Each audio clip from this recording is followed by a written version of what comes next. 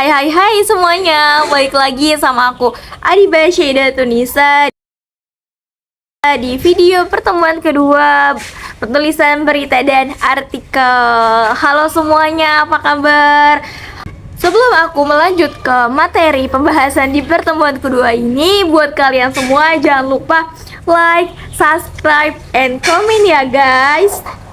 Tanpa berlama-lama, langsung aja nih yang kita bahas. Apa sih itu berita? Berita adalah suatu cerita dari sebuah kejadian yang penting yang bisa menarik perhatian umum.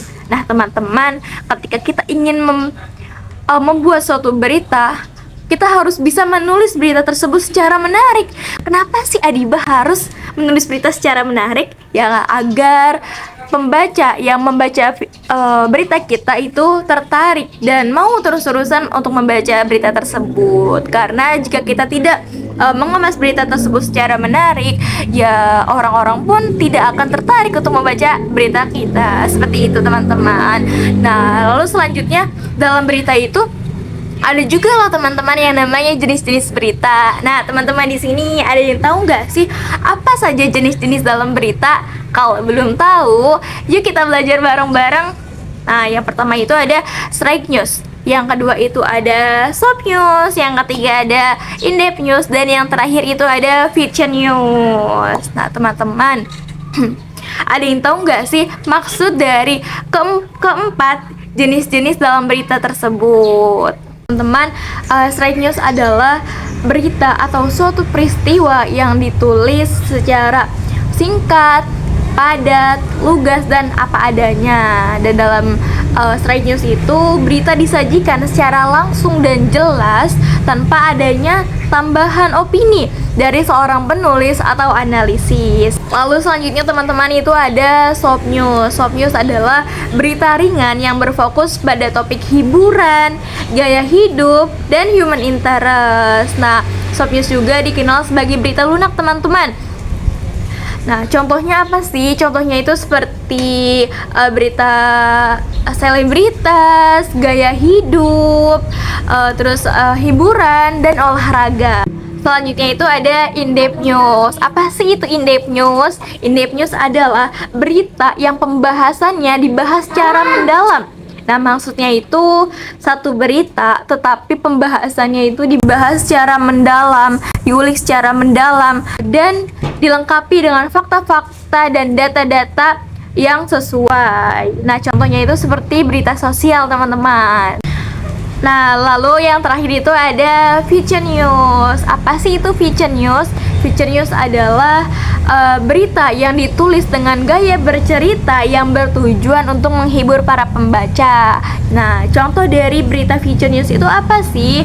Ya contohnya itu adalah seperti kisah inspiratif, perjalanan, dan lain sebagainya. Oke teman-teman, tadi kan aku sudah membahas jenis-jenis dalam berita. Lalu selanjutnya aku akan membahas mengenai nilai-nilai dalam berita. Nah teman-teman di sini ada yang tahu nggak sih apa saja nilai-nilai dalam berita?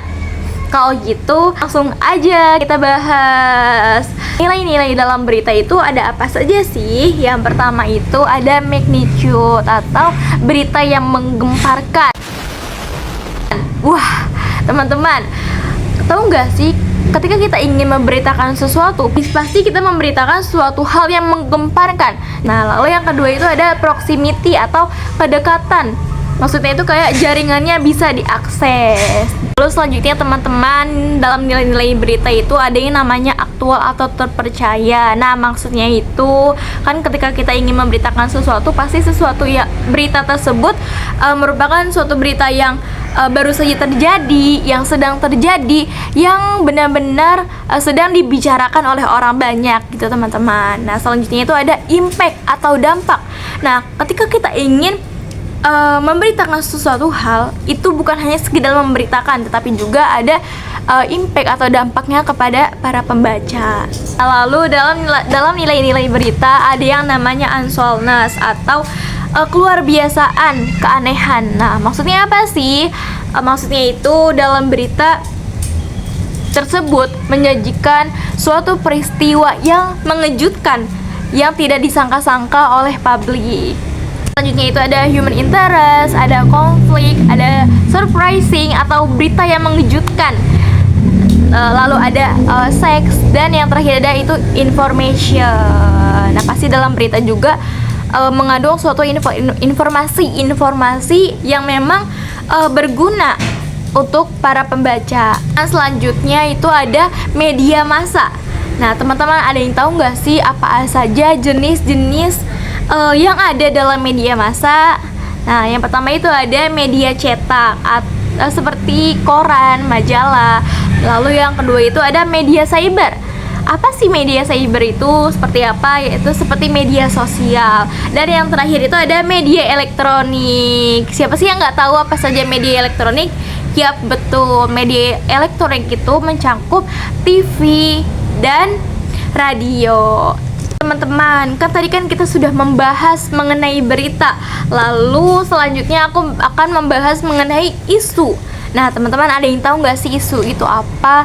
Nah, aku akan menjelaskannya. Isu adalah suatu masalah yang belum terpecahkan, yang siap diambil keputusannya.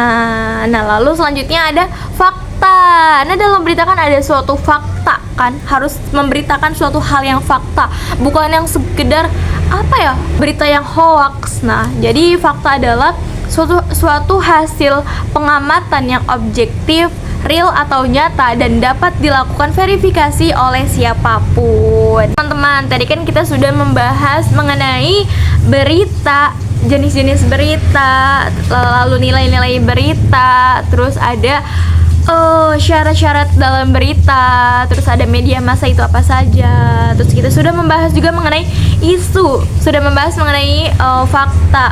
Lalu selanjutnya kita akan membahas mengenai kunci dalam penulisan berita. Nah, teman-teman ada yang tahu nggak sih bagaimana struktur atau kunci dalam penulisan suatu berita? Jadi kunci dalam berita itu bisa kita gambarkan teman-teman seperti piramida terbalik.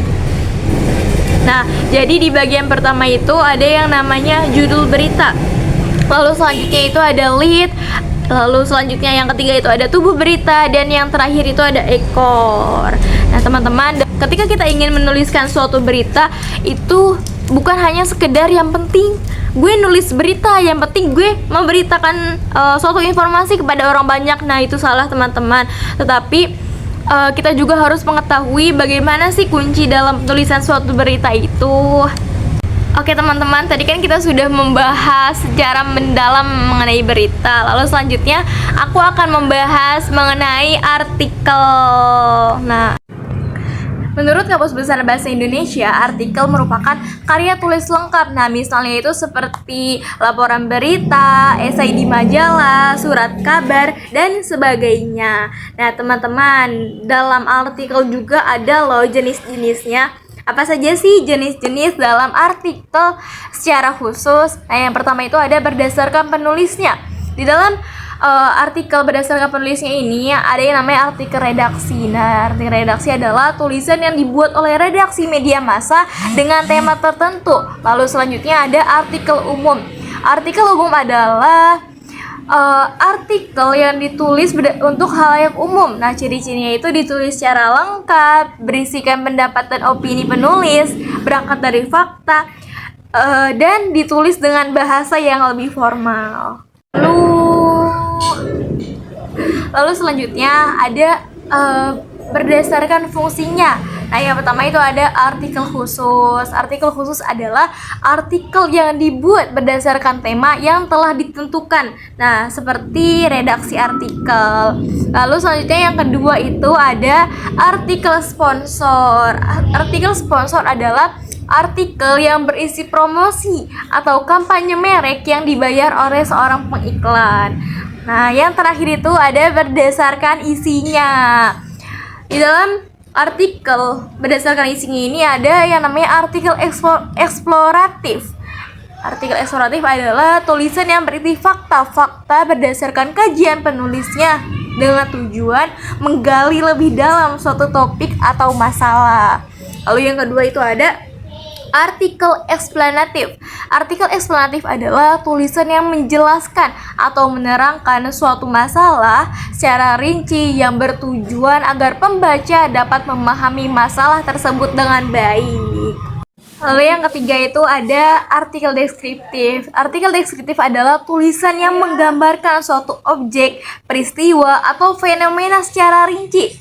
Dan yang keempat itu ada artikel prediktif.